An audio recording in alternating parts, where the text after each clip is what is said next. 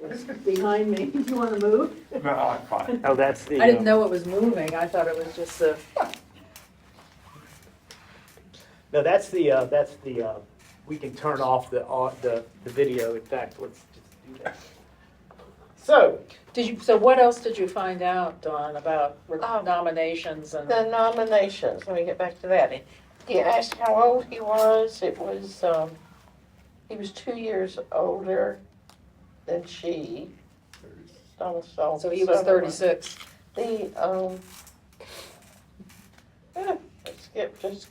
Skipped a minute, hold on. What happened here? I'm suddenly at the current awards. National Society of Film Critics Award, Best Actress for Jane Fonda, Award for Best Actress in a Leading Role for BAFTA, and Academy Award for writing. The original script Yeah. was David E. Lewis. Let's see. It's taking me to current awards, just a minute. Well, I was doing research after Donald Sutherland passed, and this was they had, the 10 best films of Donald Sutherland. This was right up there, close to number He one. was just so even keeled. No matter what happened, he was I've never been a fan of his. To me, he's always been very bland, with no sex appeal at all. Wasn't he in MASH? He was in MASH, and MASH was about the same time. It was about, I Yeah. think MASH was 1970 or 71, or when MASH came out. And I remember when they were talking about his in filming of MASH, and he and Elliot Gould were apparently just really two real characters, as far as, much like. But I can't remember. I think he was much more reserved. Was from when and Elliot Gould kind of pulled him. Oh, yeah, Elliot him Gould out. was, Wild and crazy. yeah, wild and crazy. He was also in Ordinary People. Oh, Yeah. He was very good in that. he was wonderful. Yeah, he Yeah. was.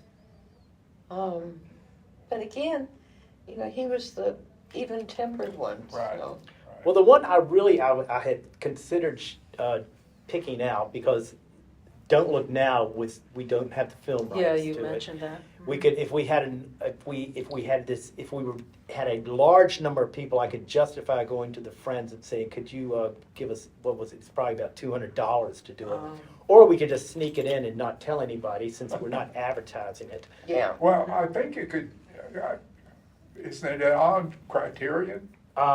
No, I couldn't find If it. you subscribe. Oh, really? Canopy. I don't think so, but I can double check. But it's it's on. No, I'm sorry. It is on Criterion, but it is not available for public viewing in a library. Oh.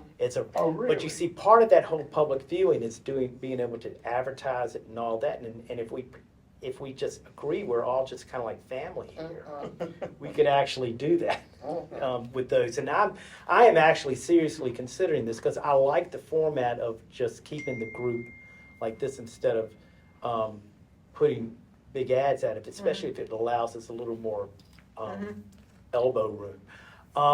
The other movie I was thinking of doing was JFK. He's actually had a little small part, but everybody says it was the best part in JFK that Donald Sutherland had. He was one of the conspiracy, Theorists? not the theorist, but the conspiracy person in the middle who would have made it a conspiracy. Oh, I never saw that. Yeah, and it was. Did you ever see JFK? Yeah, I did. I'm not a great fan of Roger Stone. Of Oliver Stone? Oliver Stone, yeah. What was it somebody was telling me they'd seen was Born on the 4th of July, and they said that they actually thought that was one of the better one of his but he is supposed to be, he is very pompous and such. Yeah. Thoughts about Klute, though. I think that it was a different movie than I thought it would be. And what did you think it was going to be? Well, I was versus what did you think it actually, what did it turn out to be? Well, different? right, and probably looking at it from a modern point of view, you know, the description of it, because was, you know, is about a serial killer, really is what it was, of prostitutes. But, you know, that was so subtle throughout. And you don't even realize so much that he's a serial killer until, you know, until the second prostitute is killed, because he has killed them. And it was, yeah, and it was just so, it was very, very subtle, which I think makes it more real. Well, it does, but you know, your mind wonders, what did he do with the first 52 years of his life? You know, this started 2 years ago, and the serialness didn't serialize. It There just wasn't much cereal to it, was Yeah. there? It seemed I to think- be, he had the opportunity to beat up on one of the previous prostitutes, and that seemed to Unleash, That was his unleash trigger, that yeah. I guess side so. of him. which of course made it the prostitute's fault for bringing that out of him. Right, that's a good point, yeah. Yeah, no, I don't think he suddenly became a serial killer. He was simply trying to avoid being taken advantage of by Tom, whatever his Well, name, exposed. right? He was afraid of being exposed and Right. having his So reputation. He was, you know, he had this professional family life, business life, and this other side was, Prevert. well, you know, it depends. Edgy. Yes, He was edgy. that's right, that's right. You know, if women like getting, you know, beaten up, if it somehow fulfills something on their part, you know, then it's a partnership. Well, I think one of the things that she made very clear, because she was trying to get into acting, and she really, it was all an act for her. The whole thing of being a prostitute was was essentially, and she was trying to get out of that gig and into something, you know, and I don't even think it was something more dangerous. It was just that she did not like manipulating people, maybe. Well, it was also manipulating. a way of, you know, paying the bills instead of waiting on tables. Exactly. I read one essay on the film that came with the Criterion edition, and the author said that Pakula wanted her, asked her to do it, and she said yes, and she said she spent 8 nights with street prostitutes, call girls, madams, pimps, and after those 8 nights, she said, "I don't want." She asked if she could. She didn't think that she could play that role, and so she asked Pakula, you know, if she could get out of it. She said she suggested Faye Dunaway, and Pakula said, "No, I know you're under contract. You're going to do it." And of course, she did a great job of it. She did, and I thought the killer, Peter Cable, that kind of soliloquy at the end was kind of riveting. You know, it made, you know, Playing that tape was. it was chilling, but it was Yeah. really, Yeah, I think compelling playing that performance. tape was one of the most on edge parts. I mean, it was a very well done on edge, and it was as on edge as almost anything. And her reaction while listening to it, oh yeah, and Right. you know, she was even having snot coming that out was of a her great nose. that which was a great she- scene. That was really well done. Really well done. But it was mainly, you know, it was a thriller. It was a paranoid, of course, But it was mainly a character study of the Jane Fonda character, Breed. And in Donald Sutherland, I mean, here he was really kind of not really a country boy, but he was not a city boy. Well, that was the other thing that this article, the writers, they were trying to get out of doing. They wrote scripts for television, and this was their first movie, and they were trying to get a hook, and so they called on all sorts of motifs like the rube goes to the big city, and so there were others, but that was the main one. It was like a Western in that regard, like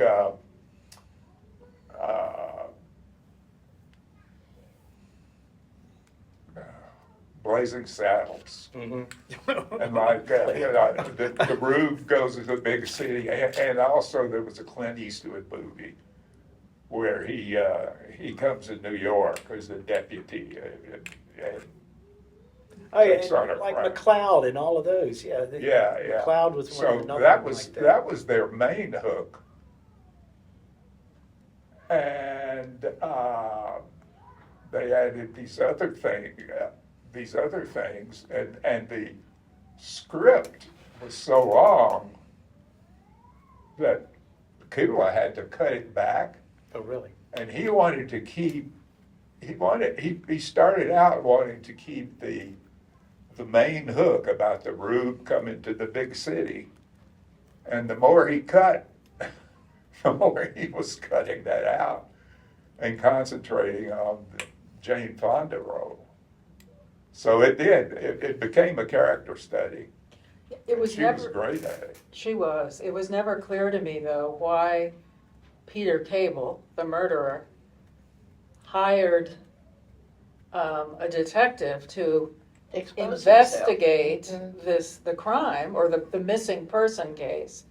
Unless it was never clear to me why he did that. No, Maybe Because he it probably never would have been solved, Yeah.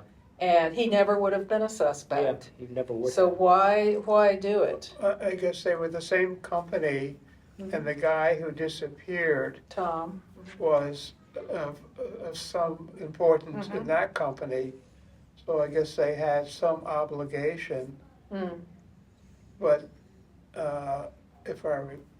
they said that the police and the FBI had, Hadn't come up with anything. Right, so your question is, why did he push it, other than, that classic, the criminal wants to get caught scenario. But it was interesting too because he was the one writing the letters, Right. but he was saying they were coming from Tom.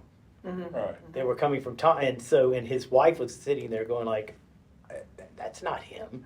That's not him." Yeah. But we all suspected it was him, right? Well, and that's another interesting example of the analog technology. It was a manual typewriter.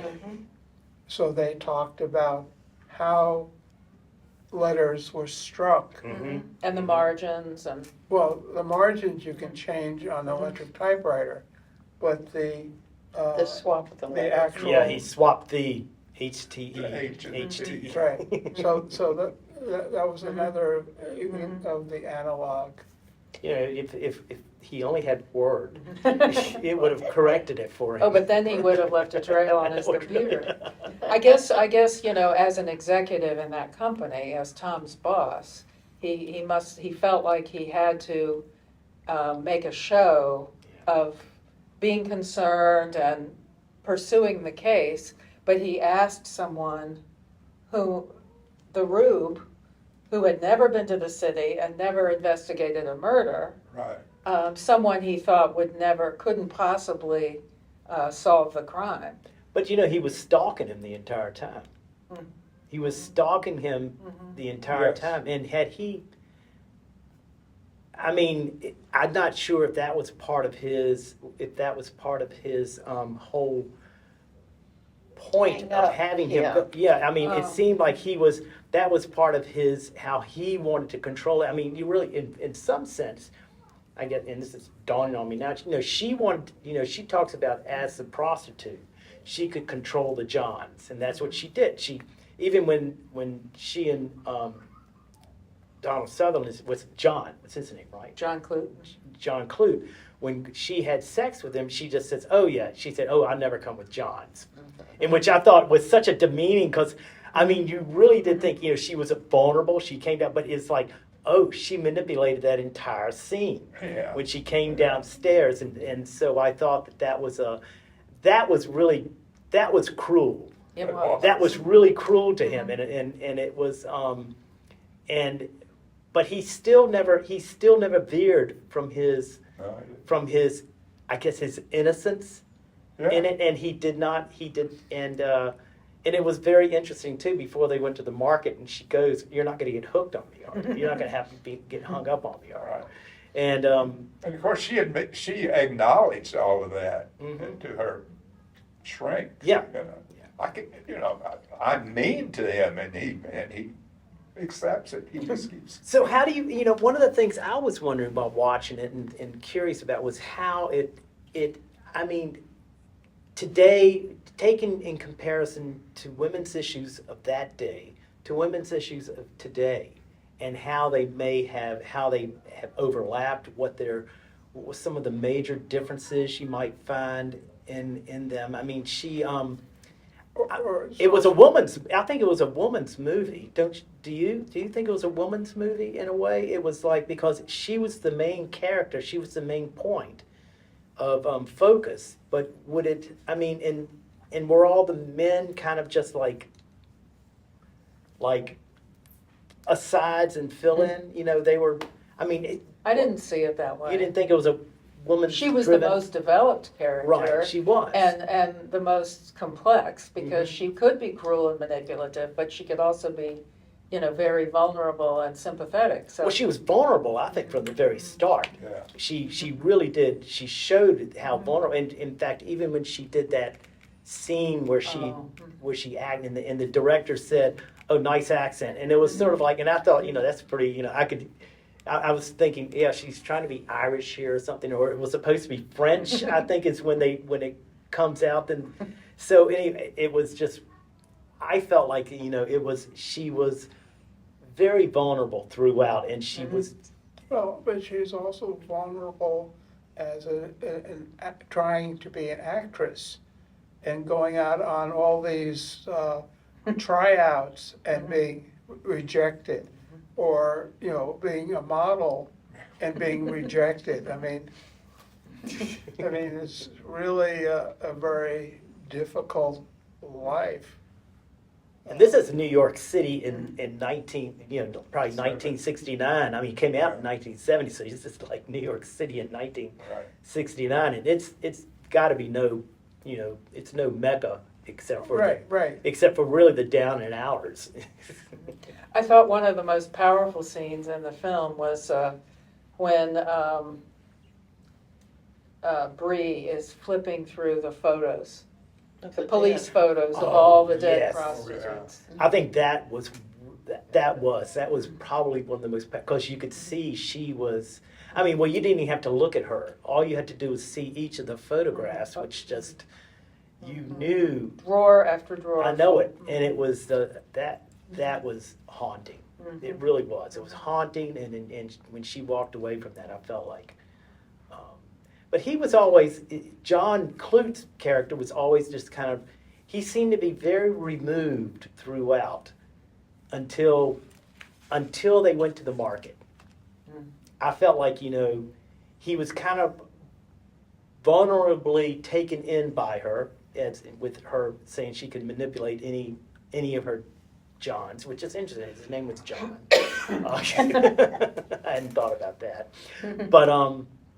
But I felt like that's when you felt like they were a couple in the way she looked at him and some. And I thought Jane Fonda did a great job moving The from facial expressions. yes, moving from just totally, just separated from whomever she was with to when she looked at him in the market, when he was finding the peaches and She did a great acting. I'm curious as to whether this was her or the director, but she grabbed the tail of his shirt yeah. Right.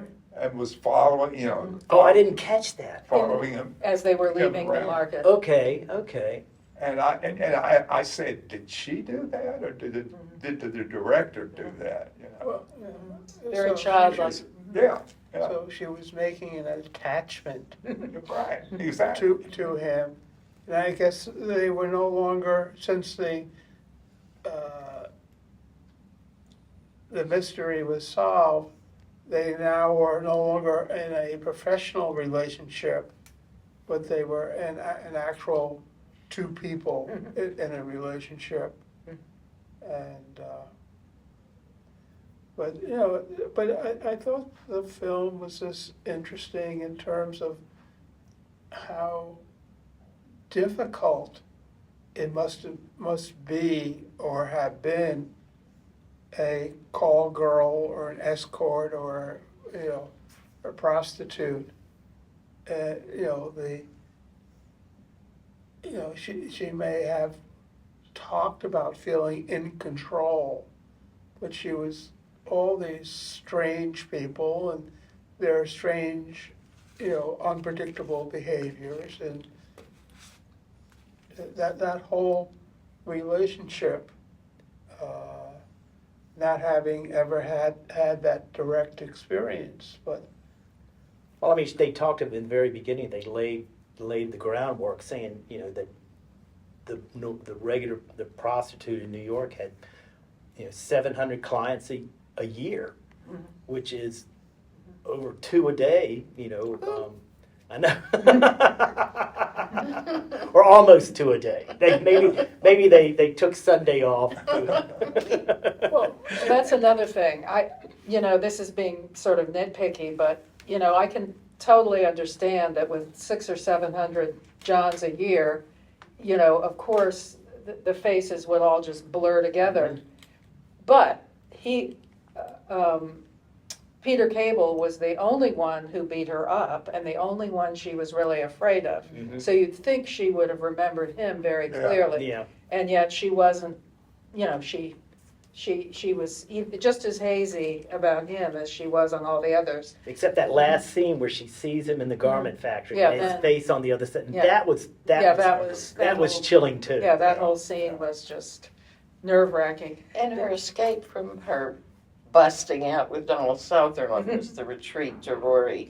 But she Snyder, could which was have really blocked, kind of sad. blocked it out memory-wise. She could have, but she was probably so afraid she could have blocked it out. And Like almost like PTSD, kind of. The scene at the beginning with when you first see her with the somewhat shy customer in the hotel room, and she's looks at her watch. Yes. Right. It was a hilarious scene. It was about the only comic relief Yeah, in the movie. But one critic I remember commented that that was really not realistic. That a professional call girl would never have looked at her watch in the middle of sex, before and after, but not during. Interesting. I have no idea. and you're expressing this from what point of view? Oh, I just remember a film critic made that comment about that scene, Okay. It was which I had never thought of, and Yeah. probably never would have thought of if I hadn't Well, read it that. did not seem unusual to me. It didn't because to me. because I think one of the Time things. is money, and if you're after 700, you gotta watch it. I remember years ago when I was working in a book and record store in a college town, and I actually made the comparison that we as workers were, not much different than prostitutes, because we were very friendly to the customers. We would do whatever they wanted. But, I remember many times, I would be going like, there's no place I want. But the only reason I'm here is for the money. And I was thinking the same. And when she looked at her watch, I was thinking, yeah, that's exactly right. You know, going, when is this gig over? You know, and so that seemed completely Well, it realistic did to me too when I saw it the first time, decades ago, you know, when it first came Yeah. out. But then later I read this critic's comment, and I How does thought it was he know? I thought it was interesting. I just had never thought Or of that. she, or- you know, that a real pro would Yeah. not have done that. She Yeah. would have checked very subtly before and after Yeah. to make sure about the. But it was obvious, really, from the very beginning, it was not something she was doing because she liked it. Right.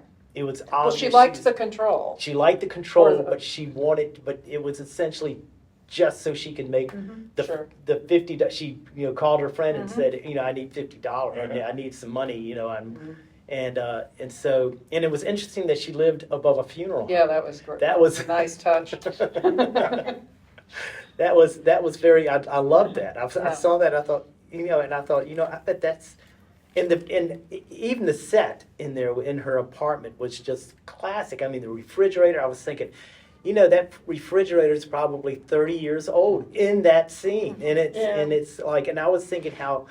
That's really how New York and those places It was were. odd that- when she that came period. home and sang the hymn and Mhm. smoked and lit the candles.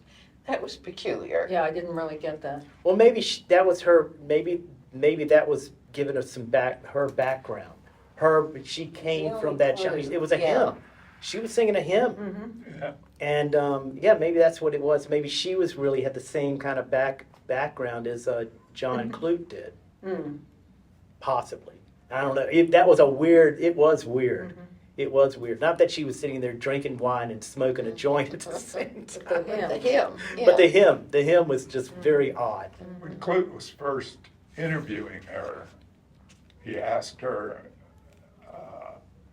about if she had a pimp, Right. and she scoffed, and she said, "Pimps don't."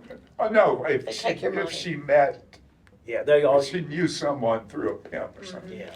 and she said, "Pimps don't set you up; they just take your money." Right. Yeah. And then when the first time that she got very insecure and cut the cord with Klute, she ran to Yeah, that bar where he was. Or, Mm-hmm. Yeah.